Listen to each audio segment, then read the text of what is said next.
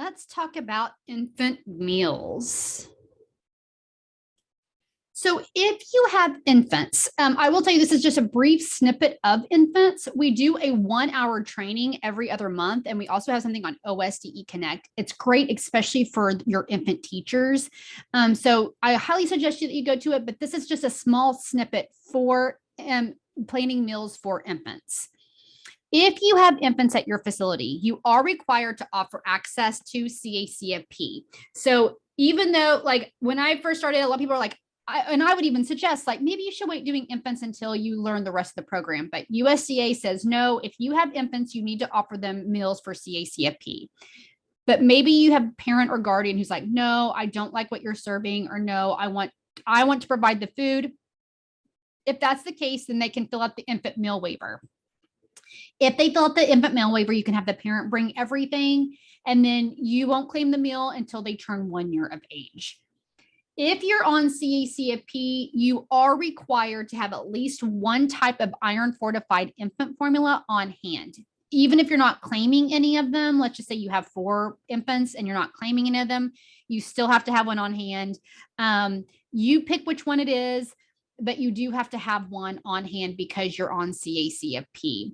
Now, if you have no infants, you don't have to, but if you have any infants in care, you really do need to keep one type of infant formula just in case. When we talk about infants, we talk about birth through 11 months of age. And infants are also what we call feed on demand. Infants do not have to be fed during the times listed in your application and agreement. So let's just say you feed an infant at 9, you feed them again at 11, you feed them again at 1, and those are not the meal times that you have. If you feed them 3 times and you give them the correct amount that they're supposed to have in those 3 times, then you can claim them for 3 meals. You can claim no more than 3 meals. So if you have other questions about it, but they are feed on demand, they do not have to follow the time schedule that is listed in the application. That's only those for that are 1 and older. Now, if you are feeding infants, we have what we call the Feeding Infants Guide, which we'll refer to quite a bit here. I highly suggest it. We send it out. If you're new, send it out a couple of years ago. It's also online. This is information that is found on page 59 at the bottom right-hand corner.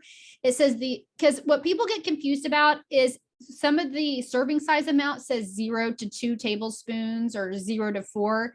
It says the amounts of solid foods listed on the infant meal pattern are provided as a range. Again, 0 to 2 tablespoons or 0 to 4 tablespoons. This provides flexibility to offer the right amount of solid foods based upon the baby's developmental readiness. So 0 is for a baby not yet eating solid foods. The baby can have less than 1 tablespoon of solid food if they're just starting to eat. But now, once the baby has been introduced to the solid food, you would have to offer the baby the full 2 tablespoons of it. So when once they've learned to eat, they're eating it now regularly, then you now have to offer them the full amount of food. And again, this is in the Feeding Infants Guide on page 59. Again, this is just some highlight stuff about infants. Infants are allowed to be breastfed on site and the meal can be claimed. Each component must be served once the infant is developmentally ready. And then what you do have to do is fruit and vegetables are required at snack. So for the older kids, they only need 2 components at snack. It used to be they only need like a grain, or they can have a grain or infant formula or formula or infant cereal at snack. But now if they're eating fruit or vegetable, they have to have that at snack. Juice is not allowed at all for infants unless you have a doctor's note. And then infant cereal can be served at all meals. It is required to be served at breakfast and lunch before any other grain item can be served. So what that means is if you look at the meal patterns, on the meal pattern sheet for breakfast and lunch, they can't have a grain at all. But let's just say you want to do crackers, or I'm going to show you an example here, and then I'll talk about the example next, and then I will go into more clarity about that. Again, bread, crackers, and ready-to-eat cereal like Cheerios are only allowed at snack. They cannot be served at breakfast or lunch. And then the sugar requirements for the cereal and for yogurt also apply to infants. Now, this again is in the Feeding Infants Handbook on page 174. And this is a Q&A. It says, can I serve babies in my care a pancake, fruit, and formula at breakfast or lunch and claim it as a reimbursable meal? And it says no. The only grain that is allowed at breakfast and lunch is iron fortified cereal. Other grains cannot be served in place of infant cereal. So a lot of people are like, what? I can't serve a pancake. I have to serve infant cereal first. You can either serve infant cereal first and then give them the pancake. Or if you look at the meal patterns, what you can do, it says you can serve infant cereal, or you can serve like yogurt, cottage cheese. You can serve a meat alternate.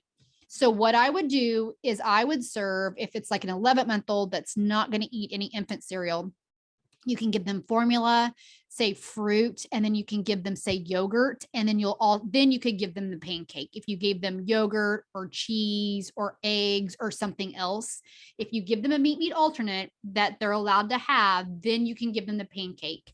But if you don't, you cannot, then you have to give them infant cereal first before you give them the pancake.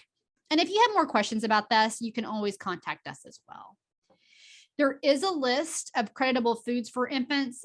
So this is part of the list. Like you can do beans, cheese, fish, finfish, fruits, not freeze dried or not juice, iron fortified infant cereal, meats, poultry, ready to eat cereals, at snack only, vegetables, and then yogurt. And then these are some non-creditable. Again, you can only have a grain.